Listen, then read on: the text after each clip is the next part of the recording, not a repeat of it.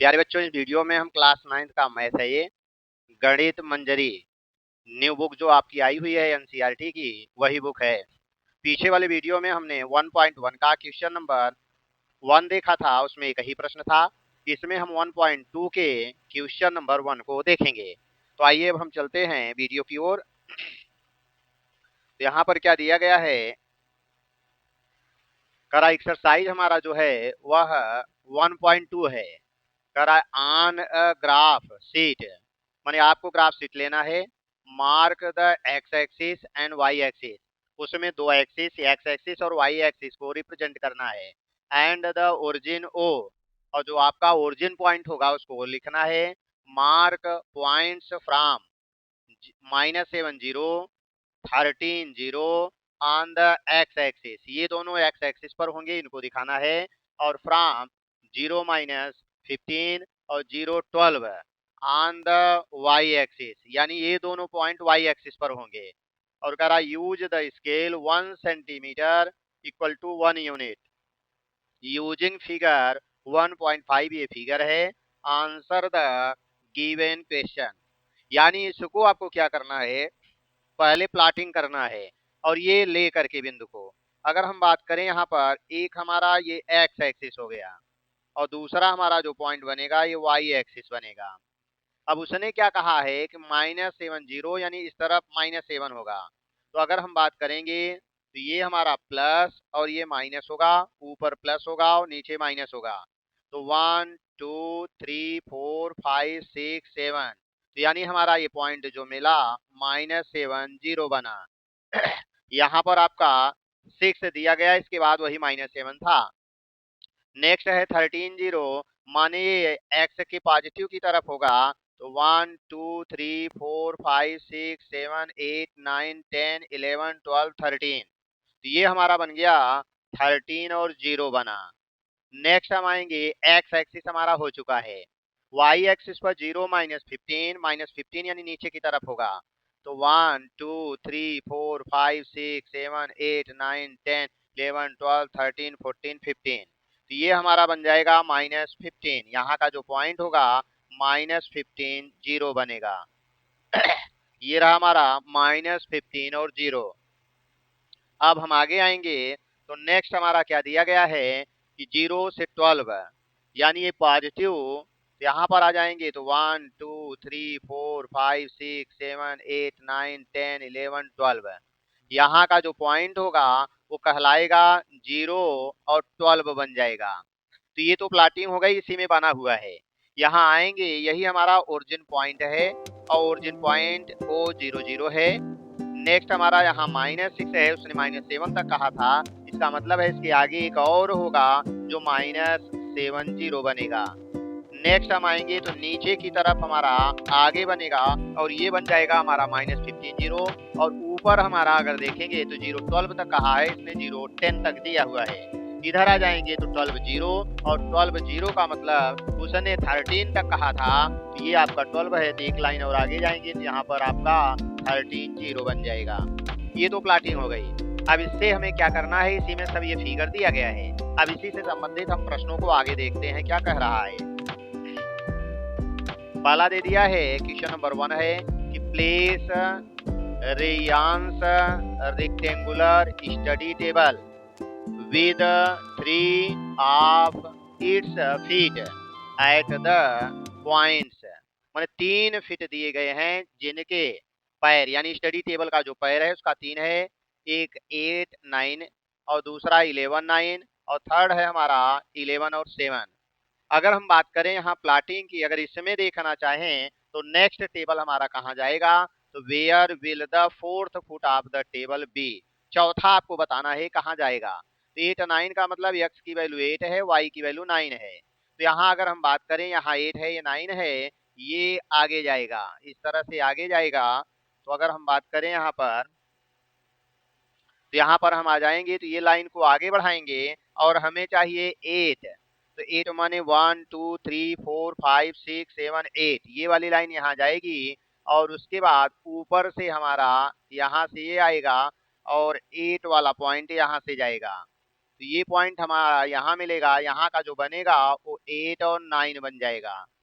Next हमारा आएंगे तो 11 और 9 होगा, यानी x की वैल्यू 11, तो 11 यहाँ से चलेंगे, 11 ये लाइन गई हुई है और फिर हमें 9 चाहिए, तो इसी में आपको 9 मिल जाएगा। यहाँ का पॉइंट जो बनेगा वह बनेगा 11 और 9 हो जाएगा। नेक्स्ट अगर हम देखेंगे तो 11 और 7, x की वैल्यू 11 चाहिए और y की वैल्यू 7 चाहिए, तो यहाँ से 7 जाएगा। तो अगर हम देखेंगे यहाँ से 7 जा रहा है, तो यहाँ मिल जाएगा हमारा कौन, x की वैल्यू 11 और y की वैल्यू यहाँ पर आएंगे तो 7 हो गया। तो 3 फिट मिल चुके हैं। अब चूंकि हमारा जो स्टडी टेबल होता है वह रेक्टेंगुलर होता है, इसका मतलब इसकी वैल्यू आपको निकालना है। यहाँ पर हम आएंगे, पहले x की वैल्यू लिखेंगे, तो x की वैल्यू कितना है, 8 है। फिर y की वैल्यू लिखेंगे और y की वैल्यू कितना है, 7 है। यानी फोर्थ फिट जो होगा उसकी वैल्यू 8 7 बन जाएगी। तो यहाँ पर यही हम लिखेंगे, यानी फोर्थ। यहाँ हम आ जाएंगे तो ये बन जाएगा, यहाँ जाते हैं fourth, fourth feet coordinate, coordinate. तो कोऑर्डिनेट क्या मिला आपको, मिला 8 7, तो ये बना 8 7 और यही आपका आंसर हो जाएगा। तो हमें क्या मिला, 8 7, और यही हमारे फोर्थ फिट की वैल्यू हो जाएगी। ये तो रहा हमारा क्वेश्चन नंबर 1 का फर्स्ट। अब हम देखते हैं सेकेंड। सेकेंड में क्या दिया गया है, करा is this a good spot for the table. अगर हम बात करें यहाँ पर जो हमने टेबल यहाँ पर रखा है, ये टेबल कहाँ है, यहाँ है। यहाँ आ जाएंगे, ये टेबल है। तो पूछ रहा है क्या यह सही स्थान पर है। तो अगर हम बात करें तो यहाँ पर टेबल, चूंकि दरवाजा यहाँ पीछे वाले क्वेश्चन में आपने पाया था यही डोर था, और डोर अगर यहाँ है तो इसका मतलब ये दरवाजे से दूर है और ये अंदर है, इसका मतलब ये सही है। तो ये बन जाएगा हमारा करेक्ट है। Is this a good spot, हम लिखेंगे this is a good spot, this is a good spot for the table, for the table. अगर आगे हम जानना चाहेंगे, इसमें लिख सकते हैं because table is in the room and not on the way, माने ये रास्ते में नहीं है। पहला नंबर यहाँ पर जो आपने पाया था, यहाँ पर ये जो मिला हुआ था, ये न तो रास्ते में है और ये घर के अंदर है, इसका मतलब स्टडी टेबल आपका सही स्थान पर है। अब नेक्स्ट 3 नंबर हम लेते हैं। 3 क्या कहा है कि दिया है आपका 3 कि what is the width of the table, the length, can you make out the height of the table. कह रहा है कि आपको इस टेबल की चौड़ाई, विड्थ ज्ञात करना है और इसकी लंबाई माने लेंथ आपको निकालना है। तो अगर हम बात करें पीछे, तो आपने क्या पाया कि टेबल हमारा जो था वो यहाँ पर था। इसका पॉइंट क्या था, 8 9 11 9, 8 7 11 7, तो यानी हमारा था 8 9 पॉइंट। अगर हम देखें तो हमारा जो टेबल है वो 8 पर था, यहाँ पर 8 और 9, 8 और 9 हमारा जो पॉइंट था यहाँ था, एक पॉइंट था 8 9, यहाँ का जो पॉइंट था वह था 8 और 9, और दूसरा पॉइंट जो था 11 9 का था। यहाँ का पॉइंट जो था 11 9 था। और फिर आपने पाया था ये था 8 7, 7 यहाँ से आया हुआ था, ये पॉइंट था 8 7, और यहाँ का जो पॉइंट था ये था हमारा 11 7, यानी 4 आपके पॉइंट थे स्टडी टेबल के। अब इसी से हमें क्या करना है, इसकी लेंथ और ब्रीथ को ज्ञात करना है। तो यहाँ हम आ जाएंगे, यानी coordinate, coordinate of study table. तो इसका अगर हम कोऑर्डिनेट लिखेंगे, मान लीजिए हमने एक पॉइंट ए लिखा, ये बी लिखा, ये सी लिखा और ये डी लिखा, तो हमें बनेगा ए की वैल्यू 8 9 बना, फिर दूसरी वैल्यू b, और b की वैल्यू बना 11, 9।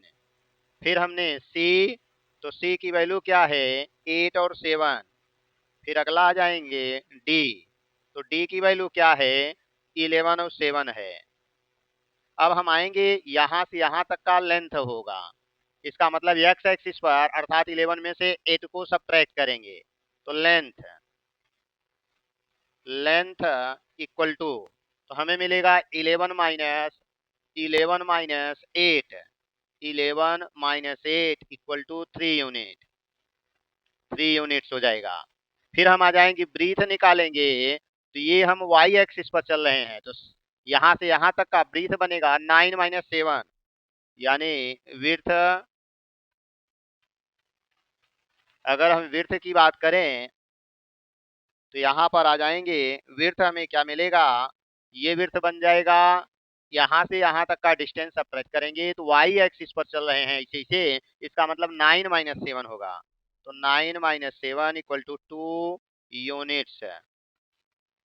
तो हमें लेंथ की वैल्यू 3 यूनिट्स और विड्थ की वैल्यू 2 यूनिट्स मिला।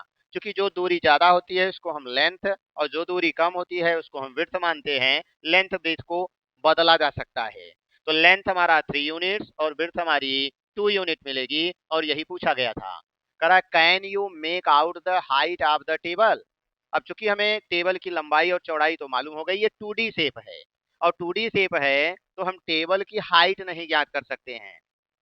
तो हम कह सकते हैं यहां से कि I can not make out the height of the table. Next अगला इसमें जो पूछा गया है कि क्या आप इसकी हाइट को ज्ञात कर सकते हैं, तो आप कह सकते हैं no, no the height, the height of the table can not find because this is a 2D shape, और जो 2D शेप होता है उसमें हम लंबाई को ज्ञात कर सकते हैं, चौड़ाई को ज्ञात कर सकते हैं, लेकिन ऊंचाई को नहीं ज्ञात कर सकते हैं। तो ये हम हाइट को नहीं निकाला जा सकता है इसमें। नेक्स्ट अगर हम बात करें, अब ये क्वेश्चन नंबर 2 है जिसको हम नेक्स्ट पार्ट में देखेंगे। तो थैंक्स फॉर वाचिंग। इस तरह की वीडियो को देखने के लिए चैनल को सब्सक्राइब करें, वीडियो को लाइक करें, और इसके डिस्क्रिप्शन में इस बुक का PDF का लिंक रहेगा, आप वहां से जाकर के डाउनलोड कर सकते हैं। Thanks for watching.